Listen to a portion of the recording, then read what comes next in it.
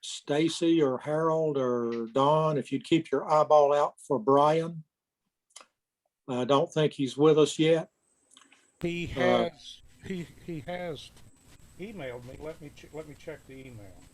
I emailed him over the weekend, and he indicated he would be here, but just something to be aware of. So it's he's having trouble joining the meeting. Let me see if I can help him. okay. So at any rate, Hey, it's Sam. 7:30. Hey, Sam, this is Steve. Can you have Harold check if screen sharing is available for him? I think he's got the wrong meeting number. Let me fix Do that. we need to send him an invitation, Don? Let me just send him the right meeting number and let's see. Okay.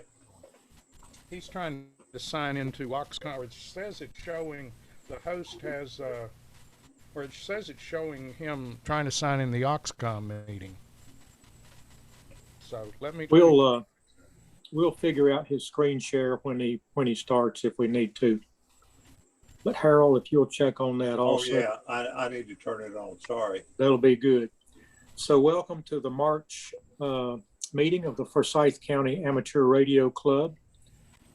My name's Sam Poindexter, NI4TG. We welcome everyone, especially our new folks. I see David Hunt was here, KO4LJS. I was looking for Mark and Scotty and some others. Didn't see them, but at any rate, welcome everyone, especially the new folks. I would just ask you to mute your microphone until you're ready to speak. And that way the background noise can be eliminated. I had just a couple of announcements tonight. I'm very excited. We're tentatively planning on meeting in person for Field Day. If you do not feel comfortable doing that at that time, that's okay. But I think that some of us are going to be meeting in person for Field Day. I'm looking forward to it at Hobby Park. And this is a milestone. And so that's June 26th and 27th. Also just mention that the April Ham Fest was canceled due to COVID. But David told me today that the ARRL has sanctioned our October Ham Fest. And so we're looking forward to that. And we're investigating some other venues and hope to have a great Ham Fest in October in person. The presenter at the April meeting is the famous Steve Patterson, WA3RTC. Will be presenting his rig control project. He controls his 2-meter rig from someone else's house or wherever he is. We're looking forward to that. I was just going to mention that Harlan had been under the weather, but Harlan has given us an update, so that's good. Finally, I just wanted to say that tonight, after the meeting is over, if you want to hang around, we'll have an informal discussion about whatever you want to talk about. There's usually some of us here well after the meeting is over. It's just very informal. And everybody is welcome to do that. So at this time, since Harlan is still under the weather, Harlan, I'll let you go ahead and give us an Oxcom Aries report. All right, thanks, Sam. I appreciate it.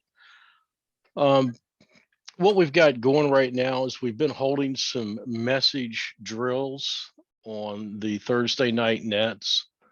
And I encourage everybody to participate in those. If you've never worked an ICS 213 or an ARRL message form and actually transmitted one and received them, these drills that we're running right now, we're currently doing the ARRL message form. They are very instructive and very educational for folks. It gives everybody an idea what the differences are in these forms and how it works a little differently when transmitting them by voice. And it's something we need to look at. We stood by back in on February 19th, which is actually when I had my event occur that night, Thursday night after the net. We had been put on standby by the county for that ice event because it was supposed to be significant. We were anticipating major power outages, major road issues, major communications issues. And so we had placed Oxcom on standby. And had we had to activate, we would have been sending on messages quite a bit. So having that as a practice, and as I said, we're going to use 2021 for a lot of drills and practice. That's something we need to be doing. And I encourage everybody to do that, because even if you don't think you'll ever be part, you can do this from your home. Doesn't mean you have to deploy to the EOC or a command post or another county. You can do it from your home, and we can use you there. So please participate. Second item I have is March 10th at 9:30 is the annual North Carolina statewide tornado drill. This is severe weather month, and we encourage everybody to sit down with your family or your work or whatever on March 10th. If you can't do it at 9:30 in the morning, at least do it in the evening with the family and walk through what everybody would do during a tornado. How would you communicate? Where would you go in the house, etc. Lastly, on that, we encourage everybody to take the online NOAA weather storm spotter course. We are supposed to get our certifications this year. They have extended the certification because of COVID. So we do have a little more time, but we do need to get that taken as soon as possible for Skywarn. So with that said, look on the website. I know Terry put it up there for us. It shouldn't take you but an hour or so, a couple hours to sit down and take that. Do that, get that certification. Let me or Stacy or Dave, N2AWE, or Jim, WA4NOT, let one of us know you've completed it so we can update your record. That's pretty much it, Sam. Okay. I'm out of breath. Okay. Thank you, Harlan, and glad you're feeling better. Don't overdo it. Let someone else fill in. Okay. So at this time, Kent, do you want to give us a treasurer's report?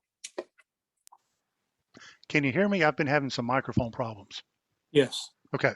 Our current balance is $4,656.89 with no major expenses coming up, at least for another couple of months. So we're in fairly good shape right now. Okay. Thank you, Kent. That was short and sweet. I don't see Dale with us tonight.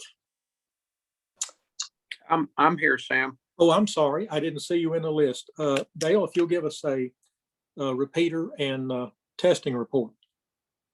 Yeah, sorry, got in a little late, had a phone call. Testing, what we're doing right now is, unless it's been reported in the last few minutes, seeing if we can get some confirmation on a date at the church in Louisville through Steve, WA3RTC.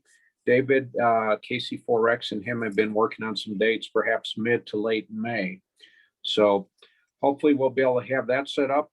As far as the VEs can host that, we also hope that many of them will have their second shot available, and they'll be a couple weeks past the final shot so that they can participate and host the test session.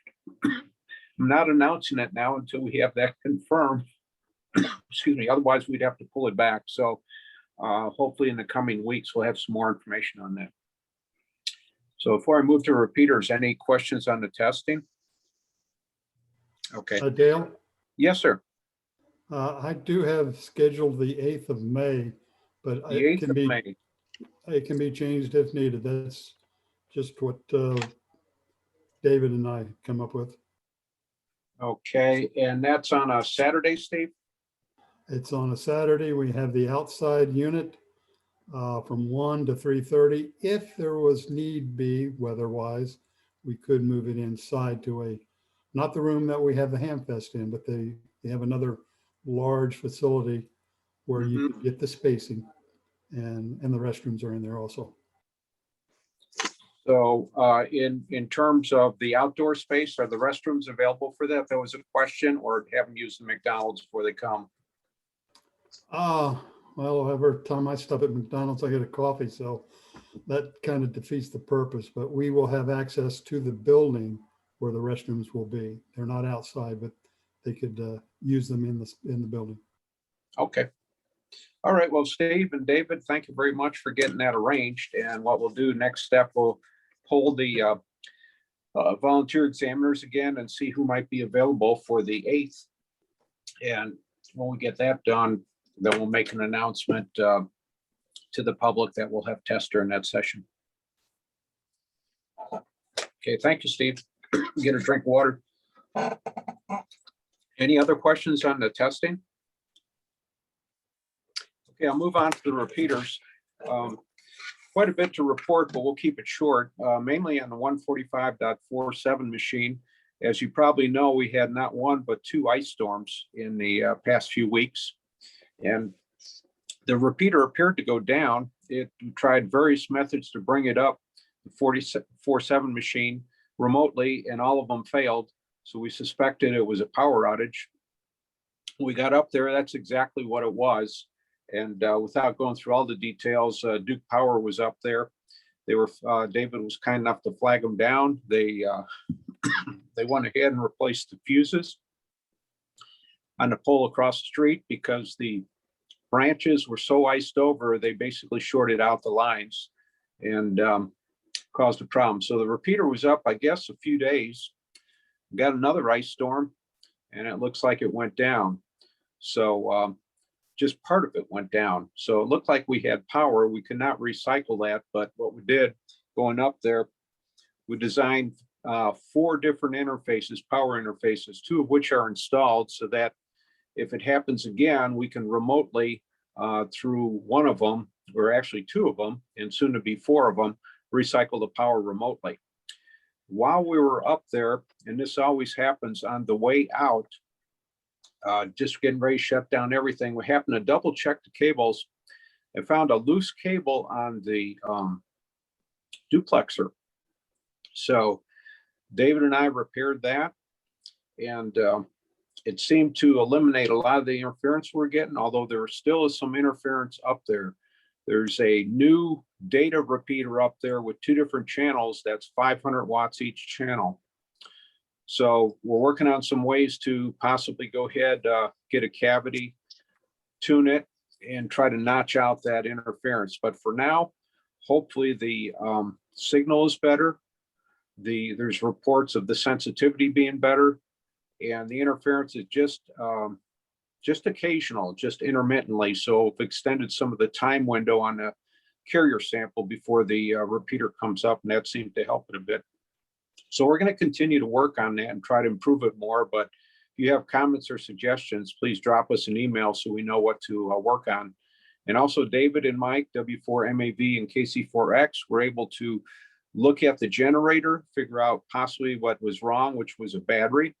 And we informed the owner. So hopefully we'll get that up and running pretty soon so that when the power does go out, we'll have the generator to keep us running.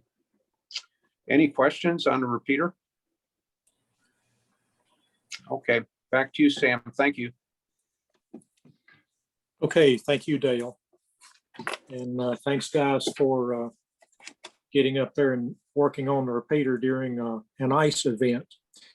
Okay, at this time, I'm going to introduce tonight's speaker, Brian Harrison. KN4R, has been with us several times. We consider him a club member, and Brian always has great programs, and we're so glad to have him with us tonight. So at this time, Brian, the floor is yours. Okay, thank you, Sam. Can you hear me okay? Yes. Okay, great. And by the way, I paid my dues, so I'm a full-fledged member. Hey, thank you. But anyway, Don and I started talking about the need for a quick presentation on building a QRZ page about a year ago. Anyway, there's not a whole lot out there. There is one fellow who put together sort of a Windows-centric presentation in PDF. He calls it 17 easy steps on putting together your QRZ page. And the fellow graciously shared it with me, and I've shared it with Don. So Don's going to post that for everybody. But anyway, let's see if I can go ahead and share my screen. And I'll just share my desktop. That should work. Hopefully you can see, everybody see that okay? Yes. All right, so anyway, so this is just a starter. I'm not gonna bore you too long tonight. So just getting started with your QRZ page. And if you look down at my business card down there, I have two websites, kn4r.com, which is pretty old. I really don't do a whole lot with it. But I put most of my efforts in my QRZ page now. And by the way, you can get to anybody's QRZ page just by opening a browser and saying qrz.com / that's /DB for database, another / and then the call sign. So, and you can also put it in an email or whatever, so somebody can have a clickable link right to your web page. So anyway, that's kind of neat. So, in the beginning, there were call books. And if you wanted to follow up on a nice, a memorable QSO with a QSL card or a letter, we didn't have emails back then. You had to have a call book. If the gent you were speaking with didn't give you his mailing address, his post office address during the QSO. So that's the way it was done. Of course, we used to have 1-cent postcards too, which was pretty nice. So some enterprising hams way back when started buying license contact information from the FCC, and they would give it to you on tapes. And there was quite a nice business going on in the 1990s, 2000s, before the internet, where you would buy a DVD or excuse me, a CD or even a floppy full of ham radio database. So you could have something you could look up. You could do lookups on your computer without the internet. And the gentleman that started QRZ was one of those folks way back when that offered a CD-ROM database of the FCC ham radio information. Now, today we have the internet, and all you have to do to look up someone is to go to qrz.com, and in the little search window, you just enter their call sign. Or again, you can go to any web browser and just type in qrz.com /DB KN4R or whoever, and boom, you're there. Now, if you're not a member of QRZ, in other words, if you don't have an account, when you log in, you don't get to see the personal information of that person. You may get to see a picture of their dog or their wife or their Corvette or whatever, but you don't get their contact information. On the other hand, if you are a member and you are logged in to qrz.com, then you get to see the person's contact information, including optionally their email address, if they've elected to share that with you. You also see things like lookup. So there's been 18,831 people that have looked up my contact information for some reason, which is very surprising to me, by the way. And I think the highest number I've seen was something like 73,000. You can also, if you go to qrz.com, you can do advanced searches. You can search by call sign, by name and address, biography. Like if I was looking for somebody that collected World War II German radios, I could put that in there. Chances are I wouldn't find anybody, but you never know. By county, by grid, etc. Now, you also, through QRZ, everybody gets a free web page, basically, and it can be as long as you want. And I'll show you mine. Mine's very, very long, and it's free. In fact, even if you haven't signed up for QRZ, you have a web page. It's not populated yet, and I'll show you that. So here we have the QRZ folks gives everybody a free, easy to use website or web page, if you will. It's free. I use it to follow up on new contacts, very memorable QSOs, and look for commonality. Look for people that collect certain antique radios, like I do, for example. But you can, it makes it very easy to share information, show off your ham radio interest, show off your other interest, which I find just as interesting. And again, look for people that are cut out of the same cloth, so to speak. So here's a gentleman that he has a QRZ page just like everybody else. But if you look at it, you can pretty well tell, there's nothing there. It hasn't been personalized. He hasn't logged in. He hasn't created a QRZ account, gone in and changed his or set up his account. I see his contact information, and that's what comes directly from the FCC. He may not go by Howard. He may go by Sam, for example. We don't know that yet because he hasn't changed any of that. There's no picture over on the right, and they call that the primary picture. Okay, and you can also have any number of pictures interspersed with your text in the main body of your biography. Okay, and interestingly, for this gentleman, even though he's never set up his QRZ page, 390 people have gone to his page looking for information, and they didn't find too much, but they did find his basic contact info. So if they were going to send him a paper QSL card, for example, they could do that. No email address, so they're going to have to write him a letter. Okay, and if you also look down under last modified, it says unknown 0 bytes. So there's another clue that this page has never been set up yet.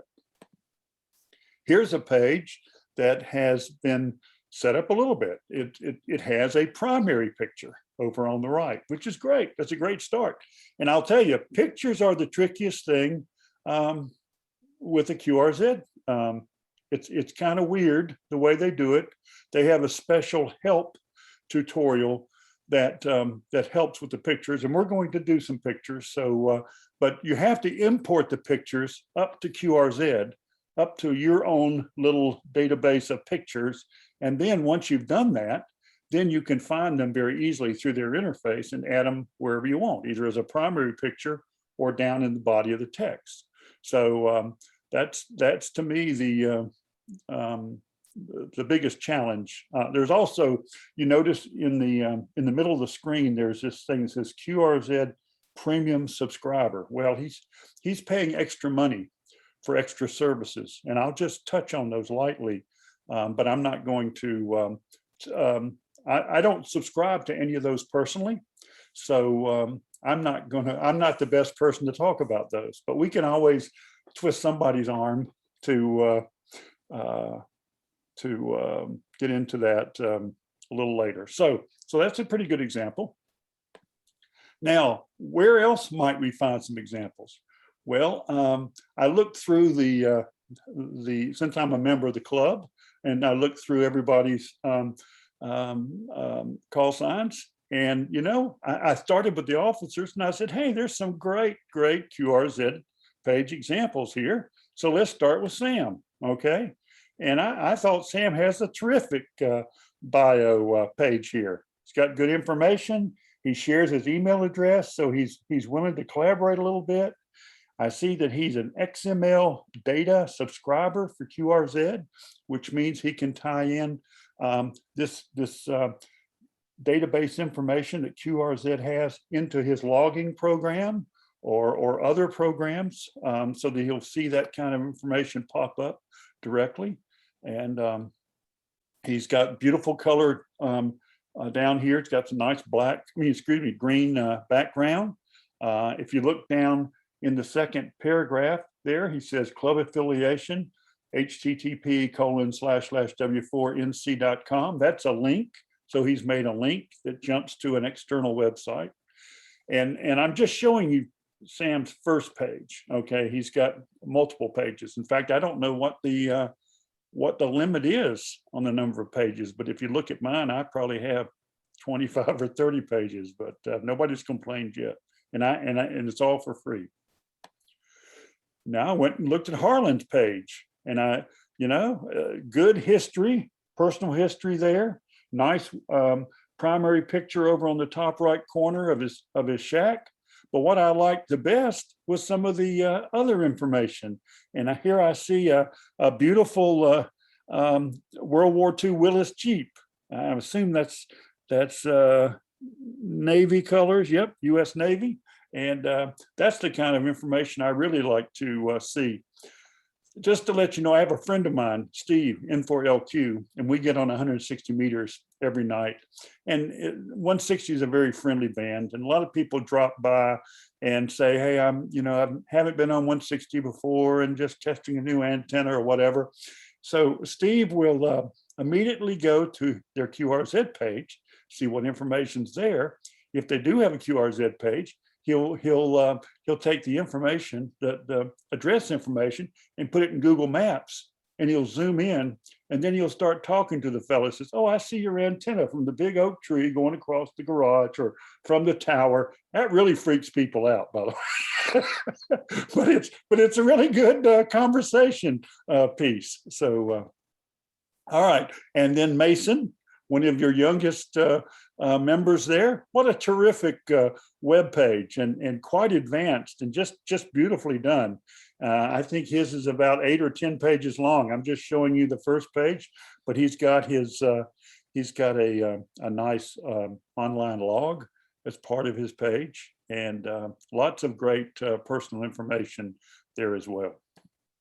And then Wayne, W4HG. I love these, where you have the old QSL cards, or history of the old rigs, and this and that, and all the awards. I mean, this is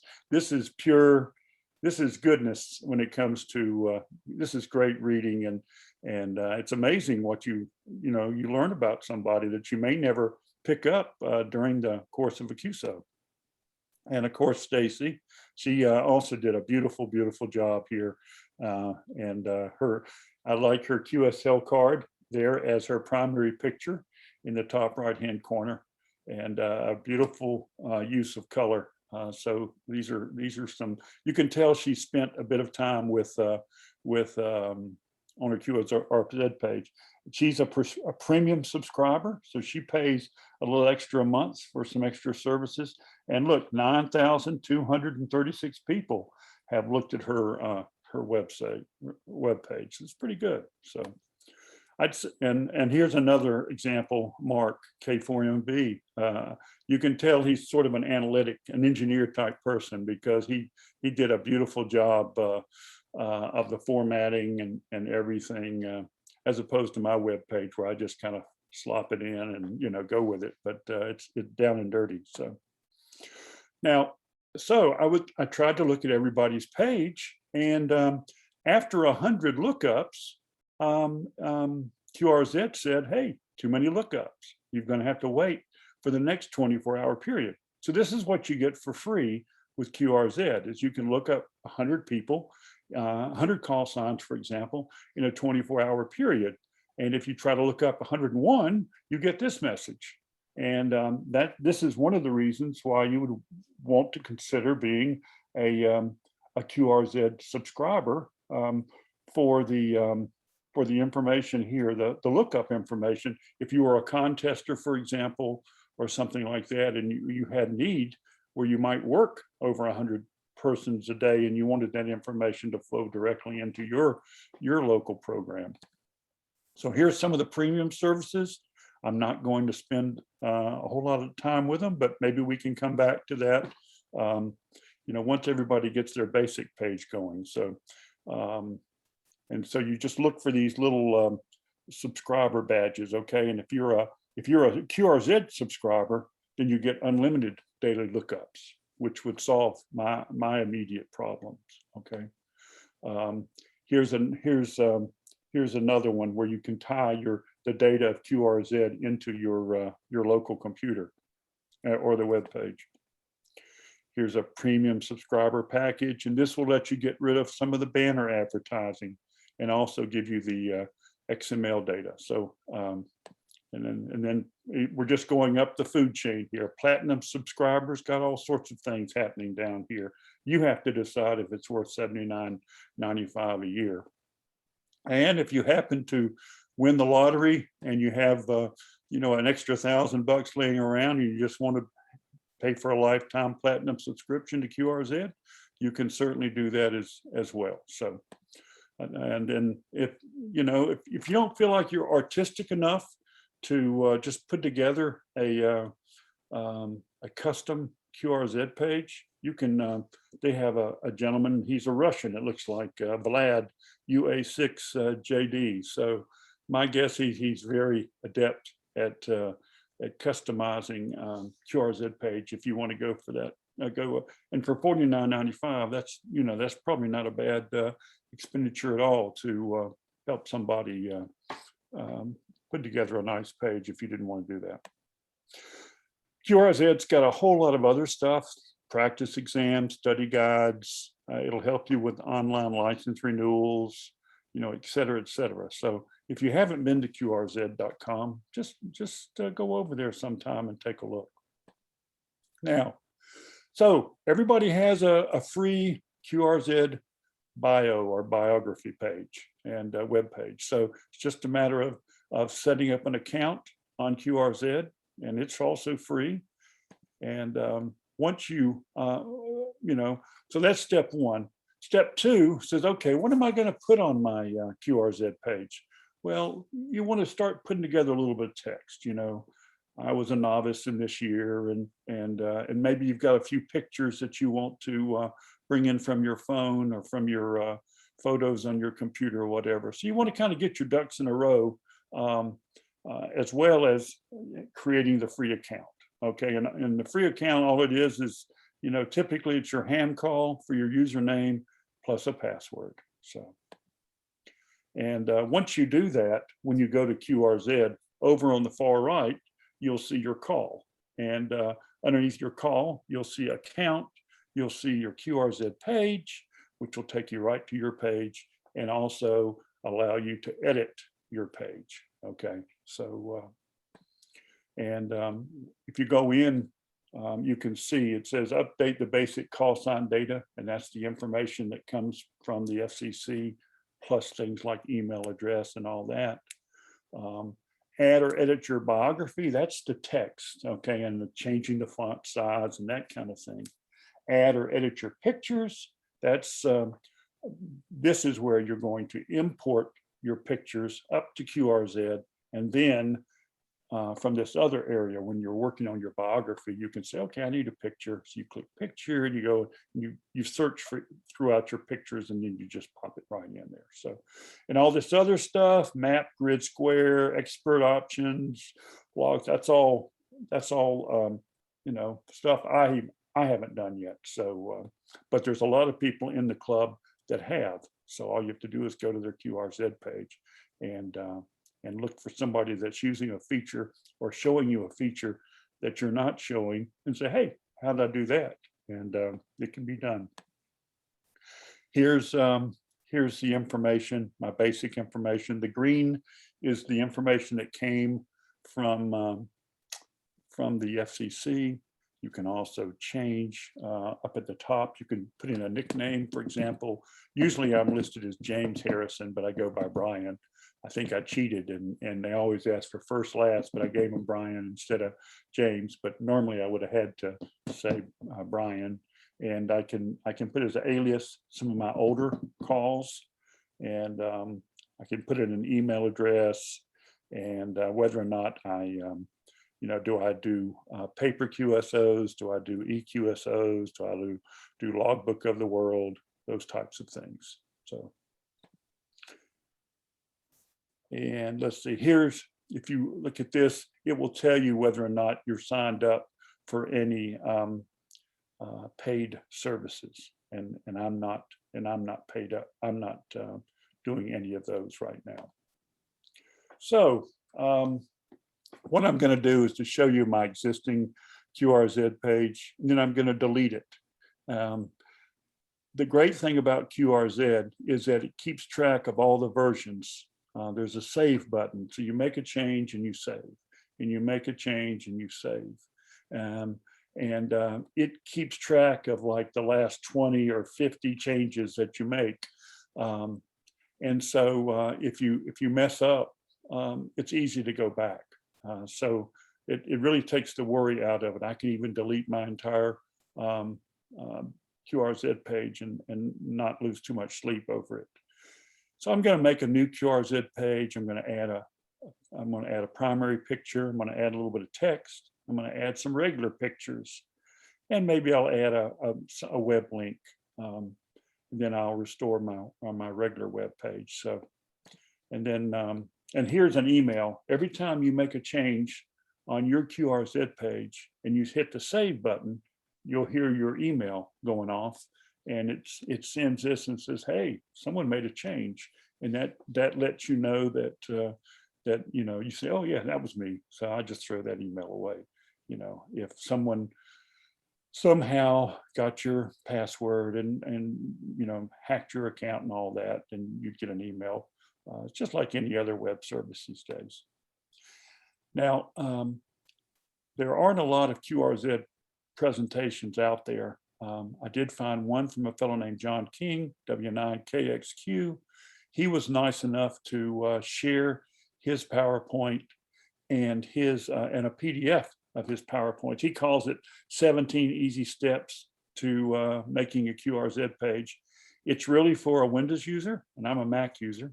So I thought it would be very relevant and I asked Don to post these somewhere and make these available for the club. So, and Don's promised to do that. So this will be good. So if you don't get it today, don't worry about it. Here's a real easy guide to help you along to get started.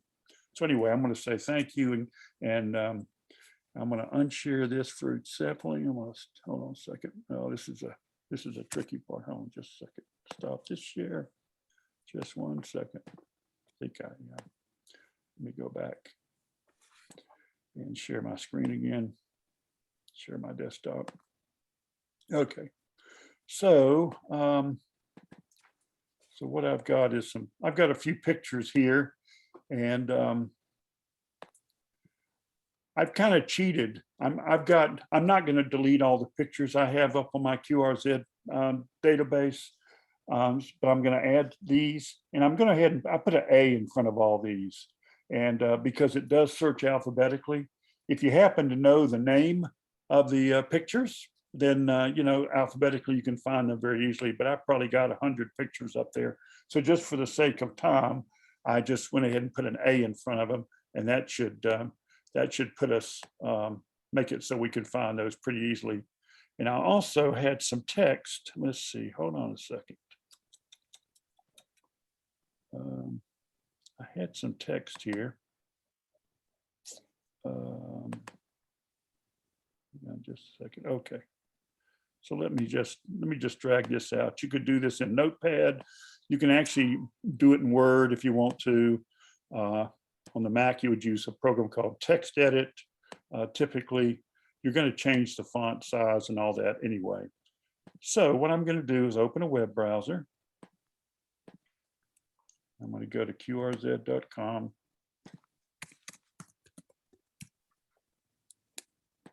And I'm going to search on KN4R just to kind of.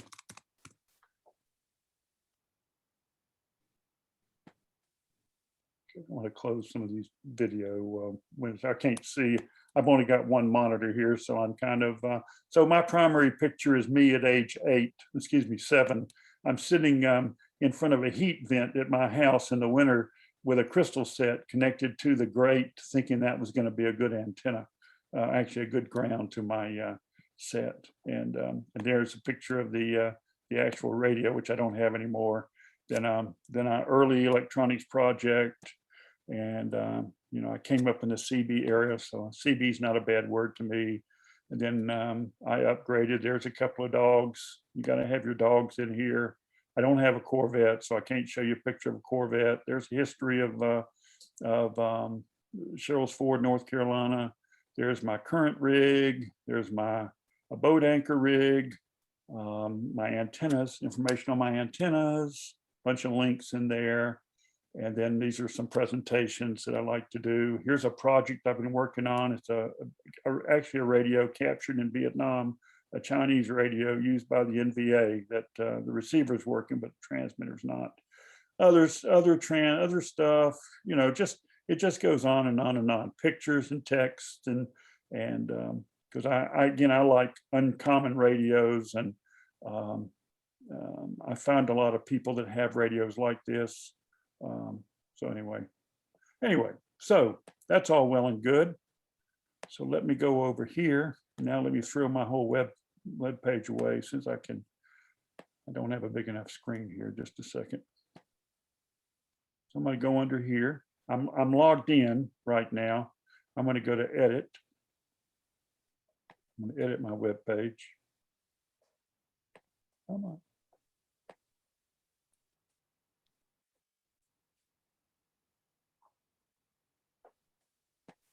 Well, can I edit my web page? Oh, there it goes. Okay. Let me see if I can. So I'm going to go here.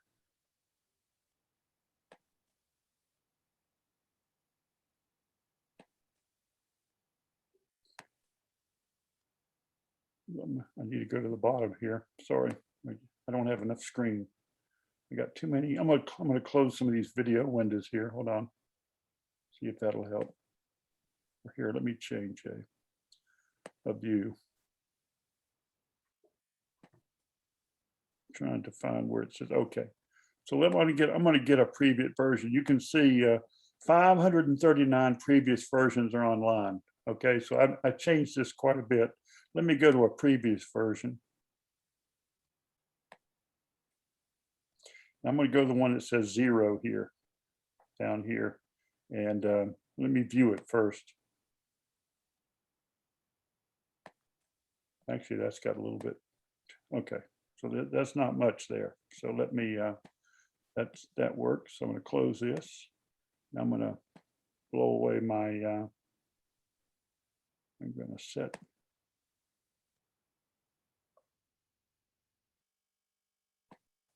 So now if I go to kn4r.com,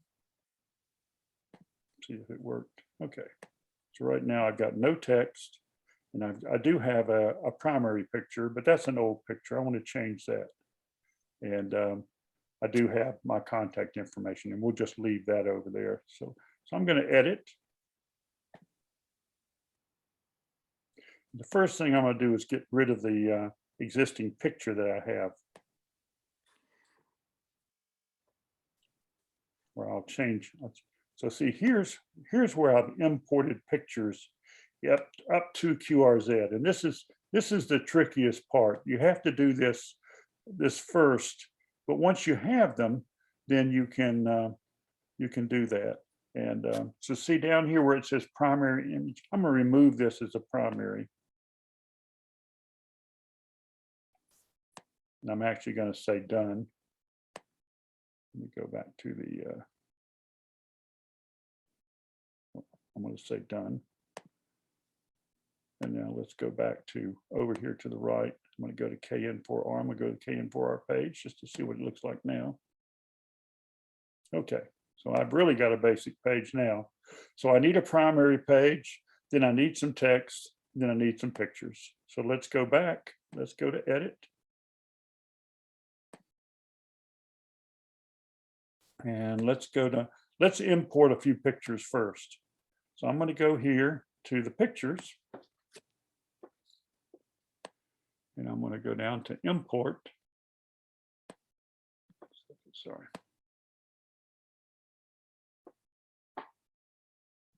And it says no files. Come on. So I'm going to choose a file. This will be the same, this is just a web-based thing. So I'm going to go to my desktop. And I'm going to go into import these pictures. And I'm going to import, here's a picture of me that I don't particularly like, but I'll import that. And so here's the name of it, and I'm just going to upload it. So you're uploading the picture to QRZ, to your personal database. It resizes the picture, don't worry about it. And let's do that a couple more times here. Let's go back down. And we're going to add another image. So you've got to do this before you have any images on your web page. Here's a picture of a different picture of my two dogs. Got to do that. I'm going to upload that. And let's go back down and maybe do one more picture here.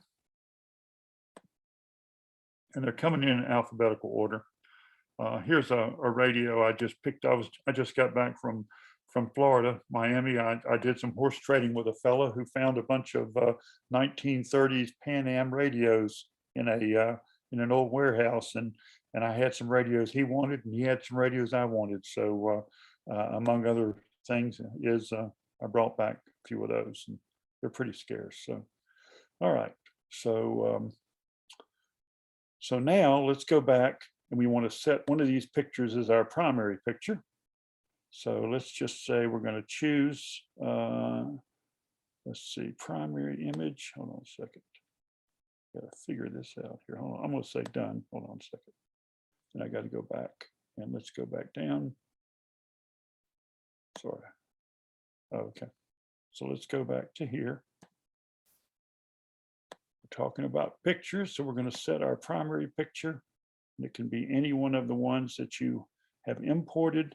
Here's the one that I thought I would use. So let's so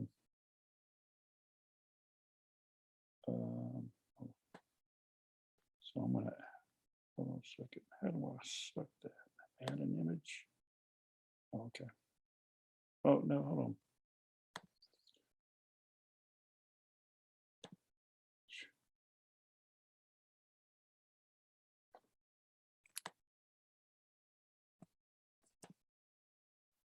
No, there's a way.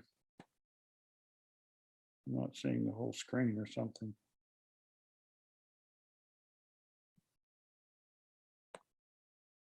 Hang on.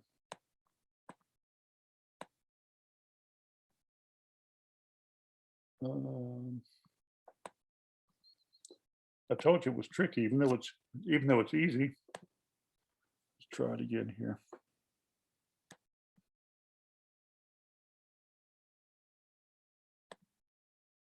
Let me just check over here a second.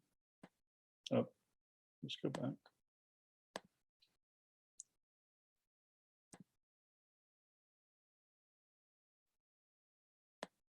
Somewhere there's a, just want to add this picture as a primary image. It's here somewhere.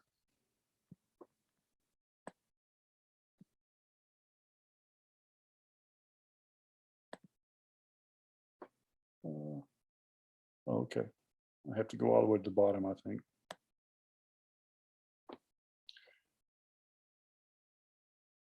I'm not seeing set as primary.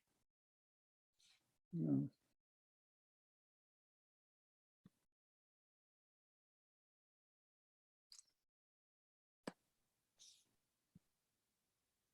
Oh,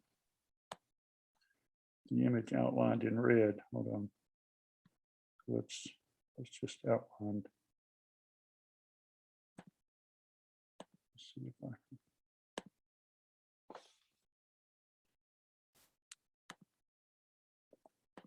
No, I'm not seeing why it's not.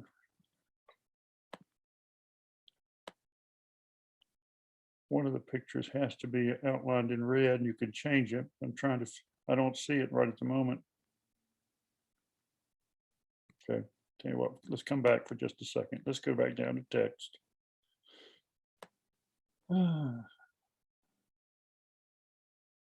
Edit. Or maybe it's in that. Okay, let's go over here a second. Let's start building the page. We'll come back to that.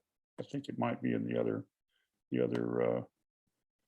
message. So I'm gonna drag this over for a second, and I'm gonna go over here, get a little bit of text, and I'll just kind of rebuild the this part of my web page, for example.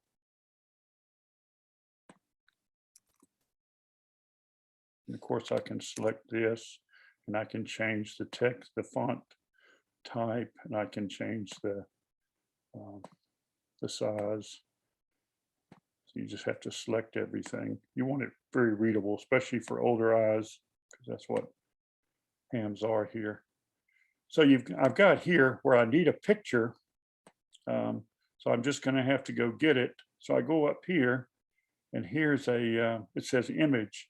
So if I click here, and see my cursor is right there. So I'm trying to find a picture to put right there. And so I go up here, I click on picture, and it comes over. And here's where I'm actually searching on the QRZ server through all the pictures that I have up there. Okay, so this particular picture is Tiny Tim. So let's just come down and see if I can't find one. Okay, so here it is. You can also, if you, if there's any question, 640 by 480 works, or 600 by 400. If it tries coming in too large, this is pretty large. That's okay. Let's see. Okay, and then let's say, so let's find a Night C100 here. So once you've imported your pictures, then you can find them pretty easily here if you don't have too many of them like I do. So let's see.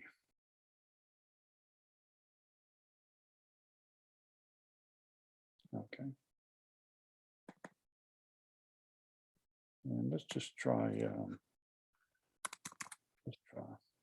400 by that, 600.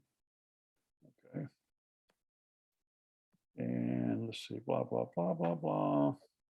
Let's go back to our text, see if there's, so here, let's add this. Just copying and pasting. Here we need to change our font. Let's, we're using I think we're using an Arial 716. So let's just go back to here. And also select all your text here. So I'm gonna hit a return here, give myself a little bit of space, go back, find another picture. I gotta go over here on this side, sorry. I've got a lot of stuff on my screen that you don't have, so I have to move it around a little bit. And let's go look around a little bit, see if I can find a picture of my dogs. And this would be one of the pictures here that I just brought in just a second ago. Starts with an A. And let's go to 600 by 400 or 450 is fine. And that's a pretty good picture, much better picture. Oh, actually, I'm going to cut this and then paste it, move it down there a little bit. I could have just moved the text. So I need a, let me go find another picture.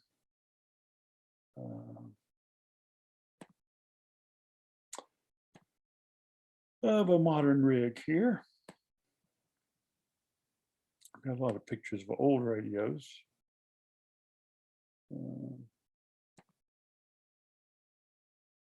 It's actually not my latest, but that's okay.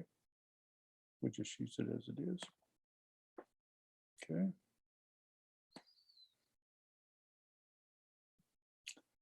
And anytime I hit save, it will, I should hear an email, see an email come in. So let me go over and check my email a second.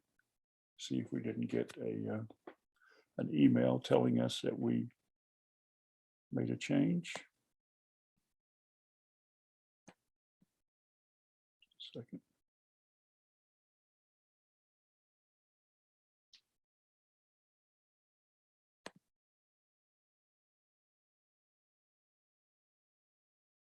Okay, so there's the email.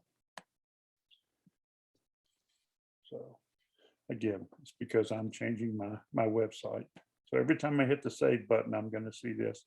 Let me go back over as far as that primary. Let me go here and see if it's not.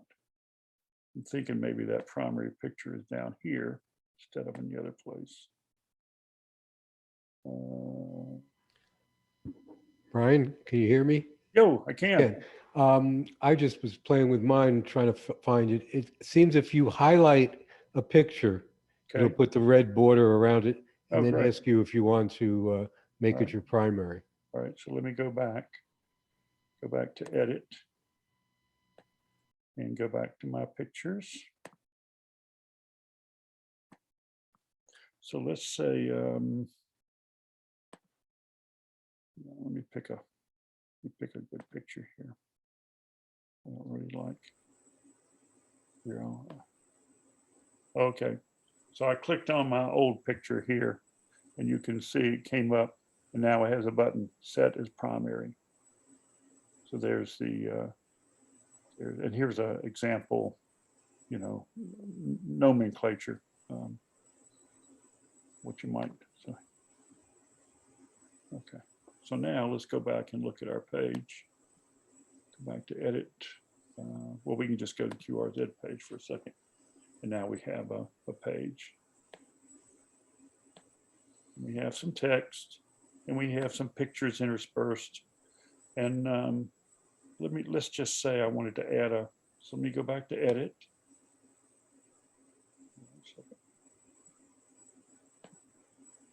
Go back to edit. I'm going to add one more thing. And I'm going to go back to text because I'm adding text, scrolling down. Oops, down to the end here. Just hit turn a couple times. Here is a World War II Italian shortwave receiver. Recently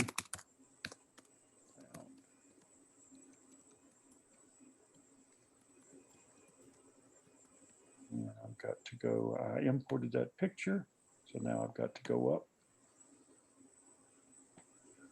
Sorry. Go up here, say images. I've already imported into my my little database of pictures. And let's see if I can find it.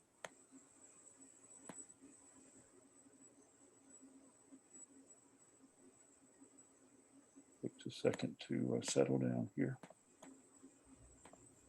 I think I brought it in.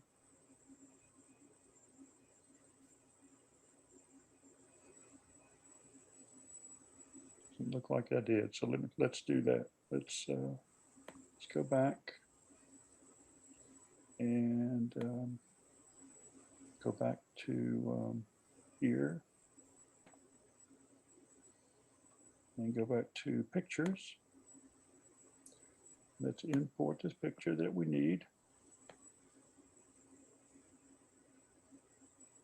until the end. And we're going to add file. on my desktop is this one right here.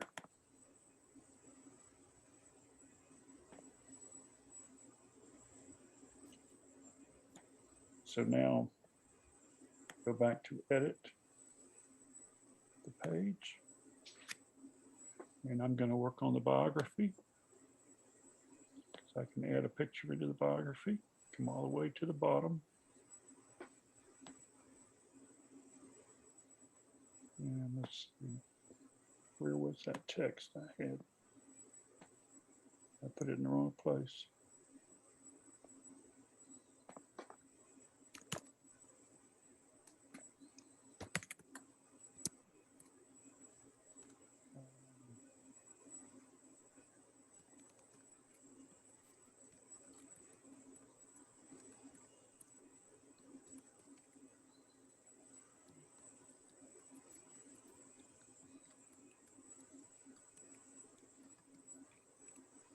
Probably didn't mistake, I didn't say save.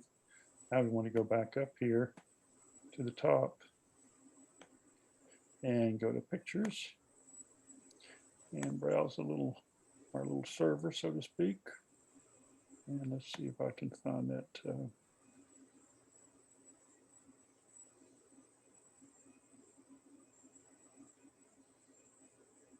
I've just got too many pictures. I knew this would be a problem, but I didn't want to delete my pictures here. Just a sec. See if I can. Not, I'll just use something that's not a.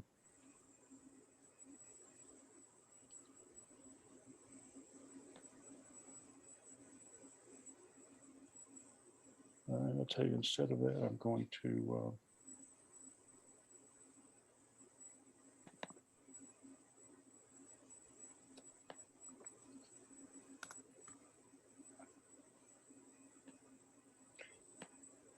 I'm going to change the text. Really very common. Military shortwave receiver, transceiver. Okay, and I'm gonna save. I'll get another email. I'm gonna just go back and so every time you make a change, you need to go back and take a look at it. And I occasionally or infrequently come across pages where someone's primary page is upside down, or somebody's image in their text is upside down because it just didn't go back and check it. Because for some reason, pictures sometimes get inverted. It may look right when you import it and it's there, but when it actually comes in, it's turned 90 degrees, for example. So just always take a look. So anyway, so you get the idea. It's pretty easy. It's not something I've been tweaking on mine for a few years, and you know, that's the great thing about it. It's just a palette, and you know, if you don't like what you've done here, you can go back to edit, and go back here. And I think we can go all the way. We can go all the way back down here. And we can get a previous version. And we can go back to this one, which I started on, I think, tonight. And let's view it just to make sure it's what I wanted. It looks like my normal page as it exists. Actually, it's not the one. That's the one we just did. So I want to go down to this one. Let's view this one. And let's make sure this is. You'll notice I have some ads in mine. I could pay not to have ads in mine. So, yep, so that's the version I want. And so I'm just going to say set.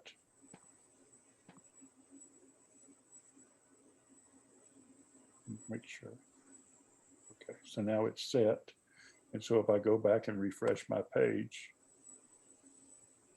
and it's hopefully this page that I expected.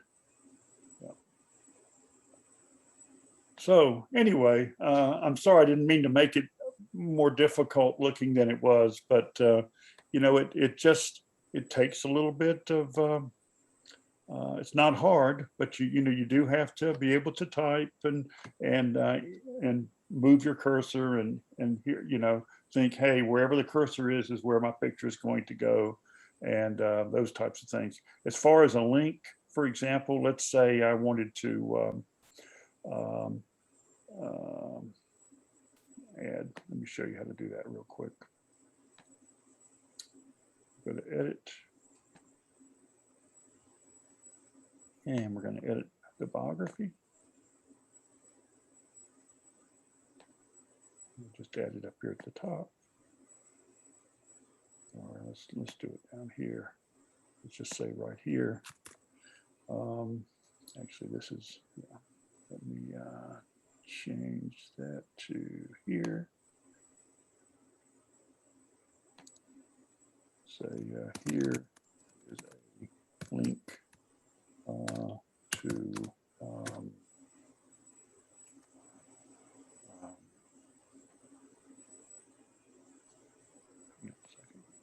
I think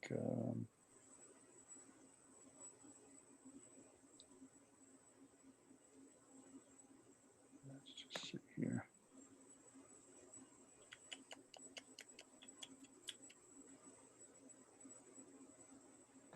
You have to know the link in advance. So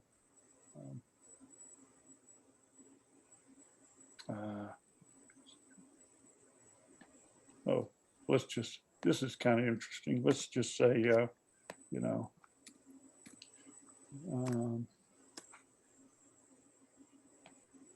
put your email in as a link. A lot of people don't know how to do that.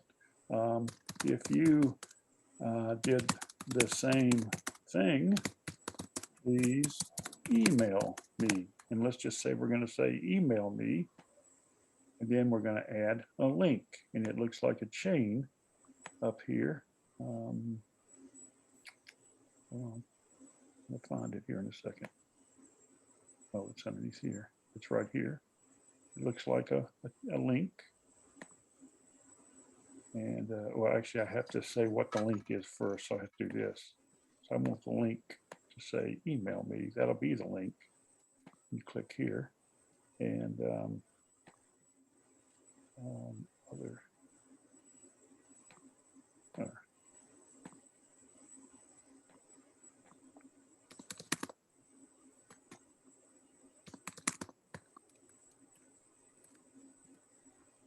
Let's see if that's going to work. So let's save.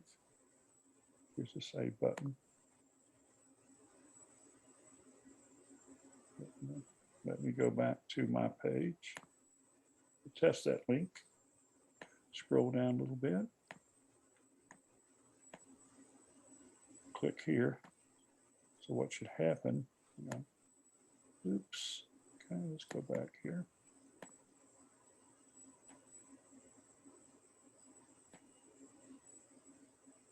Go back to link. Done it 100 times. Of course, this is a live demo,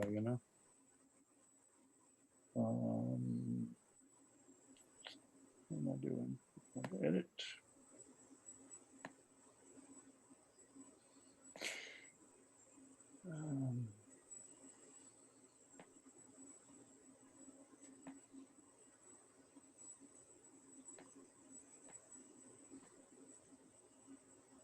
Let me scroll down here just a second and see what, I have some down here.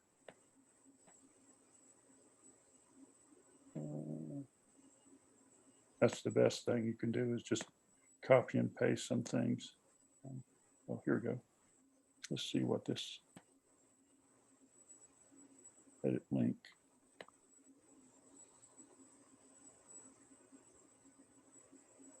Okay. Okay. So let's go back up here.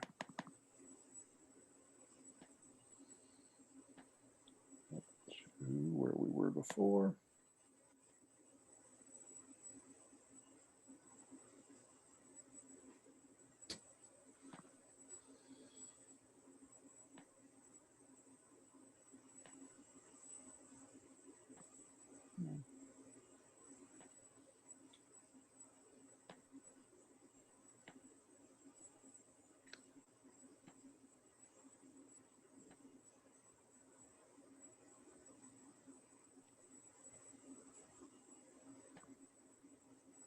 And there's a,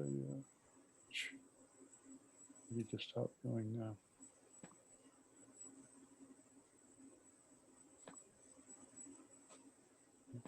Thank you.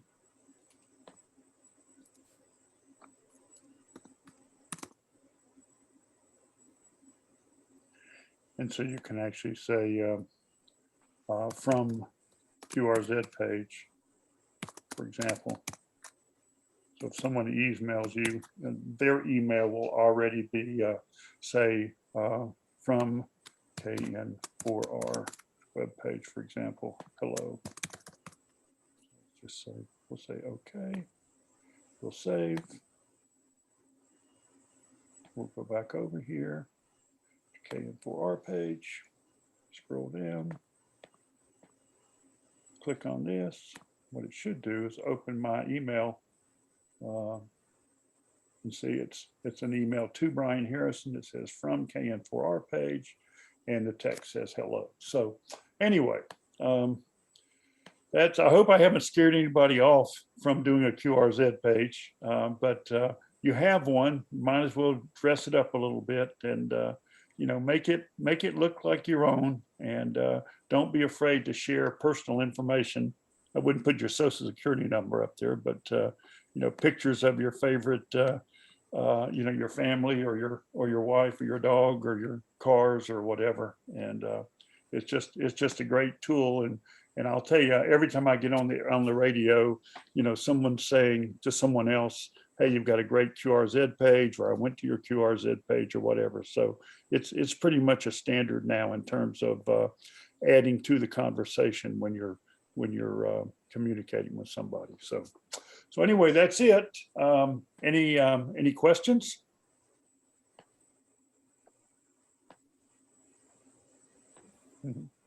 That's good. I've noticed, Brian, that if you do a page on a tablet, for example, if you look at it with a different browser, yep, like a Windows laptop or something, then the spacing of the pictures and things may be different. Yep, you're absolutely right. I mean, based on the browser. Yep. And there's probably a way around that, but I've not been smart enough to figure that out. Well, it's really the platform, it's the QRZ folks and their development environment in terms of saying, okay, when you do that, it's going to look good on a phone and a computer web browser and a tablet web browser and all that, and nothing's perfect. And this is a challenge for anybody that has a website, the different devices. And so if you have a smartphone and you have an iPad or equivalent, it's always good to any change you make, take a look at it on as many different devices as you can, because it will look a little bit different. But hopefully it won't look terribly bad, so I wish there was an easy, a one-stop shop an answer for that one, but it's a tough, it's tough for everybody. So right. Yep. All right, well, great, terrific. Ryan, yes, this is Harold. Yeah, I was checking out your web page as you were doing it. Yeah. And as quick as you do it, I'd refresh the page and they showed up. Yeah, that's great. That's great. Yeah, it was live, and I didn't lose anything, so I tried to, but but it's a fun thing, and Alan AB40Z, he puts up information about the little Raleigh Ham Fest they have up there, and so it's just a great way to get out information. And it's free, I've been thinking about getting rid of my KN4R page, which is just a bunch of reference material. Only, that I pay, I guess, probably $10 a month or something. I forget. I bought 3 years worth, but the next time it comes up, I might say, hey, I'm just going to migrate the important stuff to the QRZ page and leave everything else. I don't know how to do multiple pages. Like jump from one page to another. You can jump, up and down throughout the page and have a very, very long page. And even though it's very long, and mine has a lot of pictures and even QuickTime videos, it loads pretty fast. So, you know, so it's great for a free website, web page. Oh, and the what you were saying about the paid services, Yeah, I have the paid service because the logging program that I use will fill out information on a contact as, you know, I make the contact. Yep. That otherwise you would have to go and put in by hand. yep, So I pay for that service because it gives me a complete log entry that I don't have to do anything with. yep. Yeah, my guess is that's their number one, you know, their highest revenue service, so to speak. Yeah. Yep. Well, I enjoyed looking at everybody's QRZ pages, by the way, too. We've got some great ones in the club. So, you know, congratulations and you know, enjoy. Okay, no more questions for Brian? Okay, well, thank you, Brian. You're welcome. That was very interesting and should give a lot of folks on here the opportunity, incentive, and the ability to get their web page going, because it is free and you'd just be crazy not to use it if you, especially if you're on HF. So thank you very much. We appreciate it. Now, we would be giving a round of applause if we were in person. No, that's all right. Unfortunately, Yeah, we can't do that. So there you go. no problem. Everyone, please remember the board meeting Monday night, 7:30 via Zoom. Also, again, hang around after tonight's meeting for an informal discussion. Speak to whomever or whatever's on your mind. Is there anything else for tonight? Hey, Sam, Terry. Yeah. Just to let everybody know, I've already put the 2 documents on the website that he referenced tonight. And for the PowerPoint presentation, I did convert that to a PDF document for easy downloading and viewing for most of the members. Thank you, Terry. That's great. Okay, anything else? Okay, hearing nothing, do I hear a motion to adjourn? Harold, Motion to adjourn. do I hear a second? Second. Meeting adjourned. Thank you very much.